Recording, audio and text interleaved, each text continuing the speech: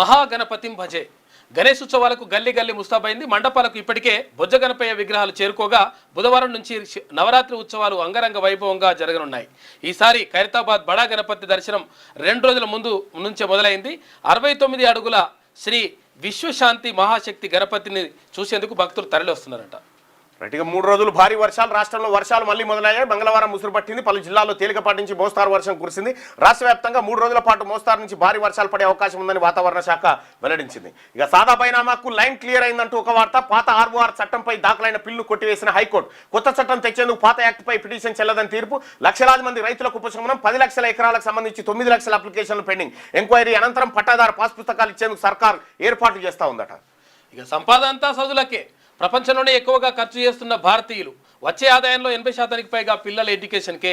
ఇక Singapore, Dubai, London, న్యూయార్క్తో పోలిస్తే ఇక్కడే అధికం. ఇక ఫీజుల భారంతో విలువెల్లాడుతున్న మధ్యతరగతి కుటుంబాలు.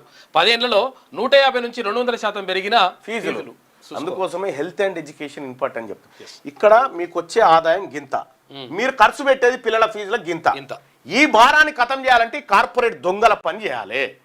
ఇది బీసీ ప్రభుత్వమే చేయగలుగుతుంది. ఎవరి చేతులు ఉన్నాయి కార్పొరేట్ వ్యవస్థలు అంటే వాళ్ళ చేతిలో ఉన్నాయి. రెడ్డిగా దొంగ ఓట్లను తొలగించి అసెంబ్లీ ఎన్నికలకు పోదామా? పిసిసి చీఫ్ మహేష్ కు బండి సంజయ్ సవాల్. ఇక ముందు స్థానిక ఎన్నికల్లో గెలిపించి చూపించు బండి సంజయ్ పిసిసి చీఫ్ మహేష్ కుమార్ సవాల్. ఒకవేళ కాంగ్రెస్ గెలిస్తే రాజకీయ సన్యాసం తీసుకుంటా. ఓట్ల చోరీ అనడం కరీంనగర్ ప్రజలను అవమానించడమే. నేను హిందూ ఓటు బ్యాంక్తోనే గెలిచిన, వార్డు మెంబర్గా గెలవని వారు కూడా విమర్శలు చేస్తారా? 2014 ముందు కాంగ్రెస్ హయాంలోనే రోహింగ్యాలు దేశంలోకి వచ్చారని బండి సంజయ్ ఆరోపణ చేస్తే ఇక బీజేపీకి ఘోర ఓటమి తప్పదు. ఈ అంతా డ్రామా. BJP Congress drama. ఇక్కడ బీసీలకు మిగతా పార్టీలకు పంచాయతీ. తెలంగాణ రాష్ట్రంలో బీసీలకు అగ్రవర్ణ పార్టీలకు పంచాయతీ. ఈ పంచాయతీని మనం సీరియస్గా తీసుకోవద్దు. ఈయన వీళ్ళు ఎన్నికలకు సిద్ధం లేరు, వాళ్ళు సంస్థాగతంలో నిరూపించుకోవడానికి సిద్ధంగా లేరు. ఇదంతా డ్రామా. అసలు మాట్లాడతారు అంతే. కానీ ఒక మంచి అంశం ఏంటంటే బీసీ నాయకులు